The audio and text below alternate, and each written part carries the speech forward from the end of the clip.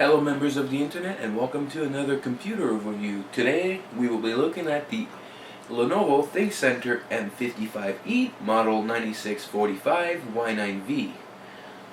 So, without any hesitation, let's take a closer look to this little workhorse.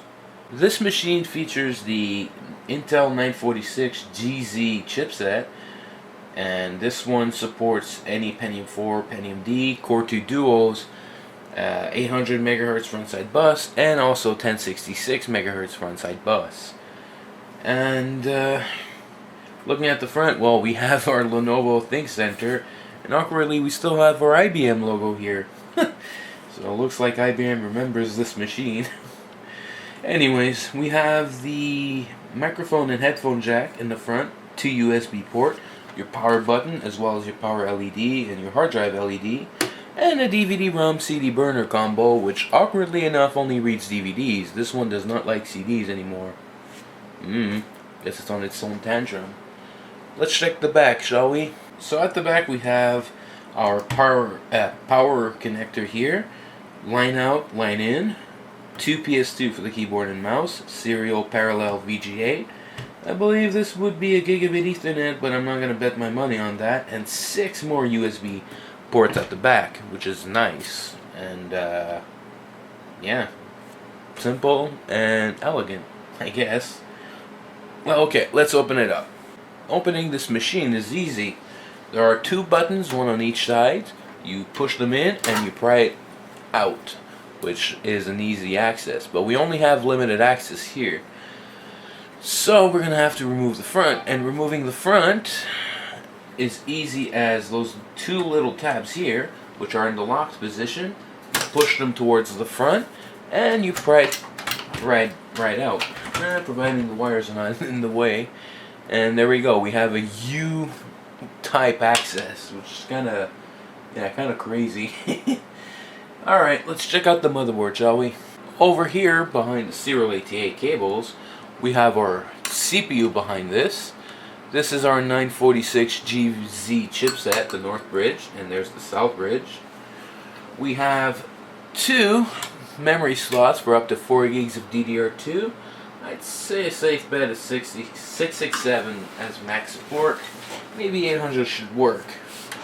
And as the expansion card, we have a riser, which is easily removed by pulling on this blue little tab, and you just, with encouragement, pull it out.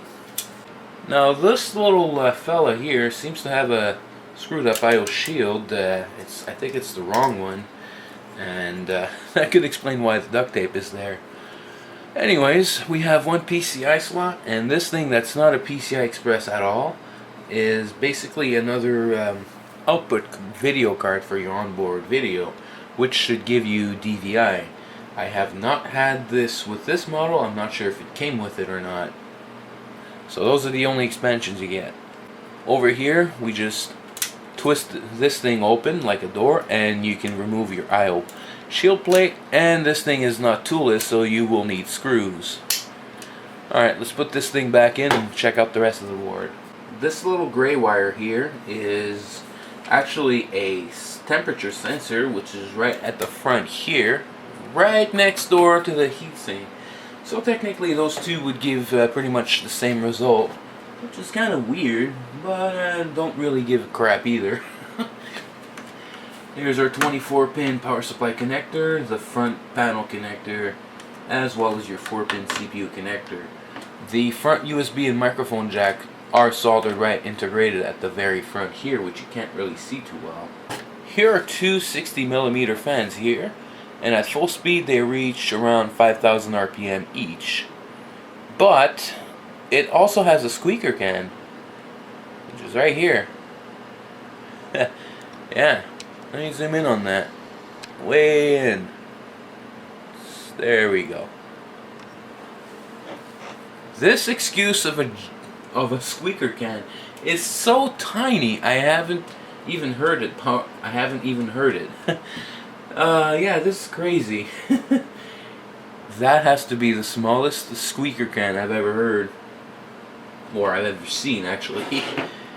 Anyways, alright, let's check out the front and how to remove the optical drive and hard drive. Now, as for the expansion bays, we have a slim floppy drive here that would be actually present. However, this machine anyways does not have that. So first things first, before you remove any of those drives, you want to basically disconnect all the wires, which is technically a must. And there we go. Now, because we have it unlocked, all we need to do with this little guy is just push it out towards the front, and there we have our drive. And putting it back in is pretty much the opposite of removal. The hard drive has this little handle here. You just push it, well, around this side anyways, and you should have it. This one is a 750 gigabyte Western Caviar Black. One thing to note, those hard drives have been refurbished with that HDAT2. They failed their diagnostics in the beginning, and after restoring them with a powerful wipe with HDAT2, they now pass their diagnostics. Unfortunately, I cannot reset Smart, because if I did, it would be very illegal for me to sell them. This is basically, well, I'm not sure if it's really what they do anyways, but I believe this is what the manufacturers do anyways, if you can recover a hard drive anyways, which basically has the recertified tag on them. But I'm not going to bet my money on that. I mean, I haven't worked on Seagate or Western Digital or whatever hard drive company still around, so I'm not going to bet my money on that. Reinstalling this little puppy is a little bit more complex. You got to be fidgeting a bit with it. I never caught it anyways, and once you do get it, you'll just be able to put it back in. There's a couple metal tabs here which should help you guide, and you have a couple blue little tabs at the very front.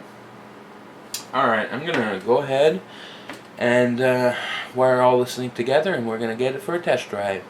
One thing that is worth mentioning is when you go and close this door right here, if those tabs, at least one of them, are set to the unlocked position, the case, with encouragement anyways, will not close like this. It stalls. That's because it's basically to prevent any accidental oops, it went in too far, and yeah, it's just a security measure. It's kind of nice. And then once that's done, you just go ahead and push it back in, and everything goes according to plan. Alright, let's hook it up. IBM has been known to make great business models, and when Lenovo came into play, just it's F1 or F2 to get into the BIOS. When Lenovo got into play and took over the IBM desktop lines, well, they still made their, they were still great, except Lenovo made a couple of very cheap, affordable machines, and I have three of them, 3 boards anyways, and they all failed, having SIS chipsets, and they had a very unreliable board to begin with. But I think they caught up to that, and now they've stepped up their game. Alright, going into system summary, this is basically what we got.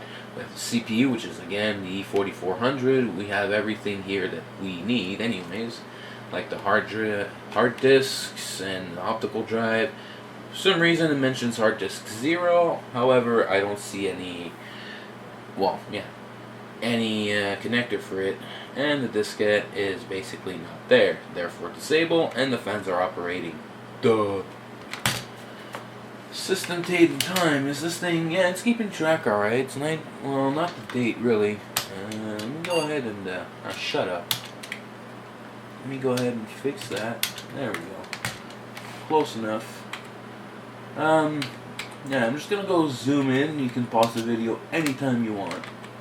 I've disabled the serial and the parallel already. You can disable your front USB video. Once again, PCI Express graphics, which doesn't really exist. IDE, you can have it compatibility or AHCI. Audio, network, you can have PXE if you want. Startup sequence, nothing to see here. We have a couple of things there. Diskette less operation, I have no idea what this thing is. Keyboard less operation, it won't give you an error when on boot, I guess. Power on logo. basically, quick enhance, okay. Power on logo is basically the splash screen you get on the BIOS when it posts. The status, like I've said, CPU and system are basically the same because they're, well, right next door to each other. If you disable this, your computer will turn into a jet engine. I'll give a demonstration. Fine acoustics, who gives a shit? Well, it's basically, you can have it quiet, normal, or high, which basically, well, it can make the fan spin faster when needed. I don't really like quiet configurations. I like it at least normal. Alright, let's see if the jet engine kicks in. And there we go. I'm going to go ahead and disable that, and we're going to boot to the operating system.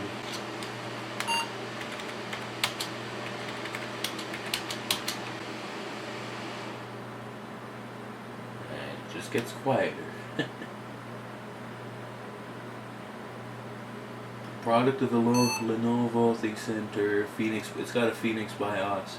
Thanks for reminding me we're all running with Intel. I've seen IBM's, like my Aptiva model wall machine runs an AMD K62. I haven't seen late machines running AMD, probably because I'm living under a rock. But I could be right, actually. They may not offer AMD systems anymore. Well, I'm not going to bet my money on that. I'm not looking at Lenovo too much as I do with Dell's. OpenSUSE 13.1. Alright. Oh, well, look at that. Okay, Game Info Center is open already. Thanks for reading my mind. Yeah, let's start with the memory. Oh, yeah, I gotta double click. Holy shit. Holy shit. 6 megs free. Wow, this thing updates rather fast. Like, okay. Well, it is kind of loading already, so I gotta give it a break. Swap 99%, which doesn't seem to give a crap. Yeah, 512 megs or 481 megs really ain't gonna cut it. Wow.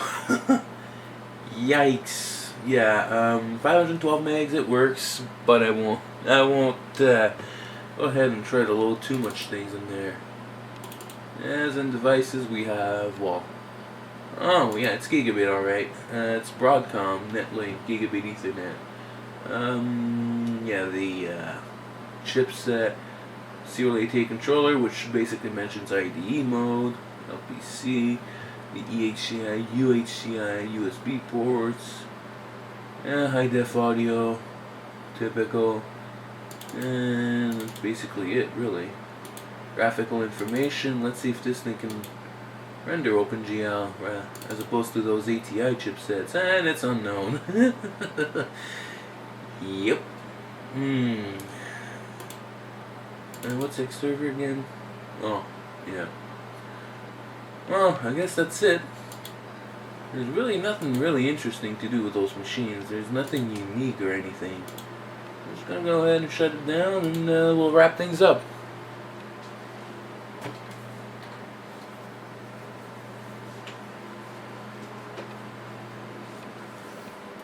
That thing does shut down fast, even with 512 megs of RAM. Alright. So there we have it. This is the Lenovo Thinkcentre M55e model 9645-Y9B. A lot of numbers. And great workhorse for business machines.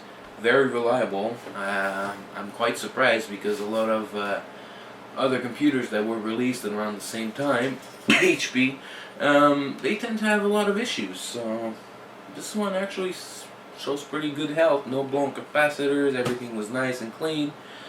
And one more thing. Can it Longhorn? Well, actually, yeah, it actually does Longhorn. But I'm not going to go through the trouble of installing it again because, well, it's a pain in the ass. But it does Longhorn rather well, and it tends to be a flutesy as soon as you get to it anyways, as we've seen to the first Longhorn with the compact machine. But that's pretty much it. So, if you have any questions, comments, anything I've overlooked or not looked at, please feel free to leave me a comment down below. Until next time, take care.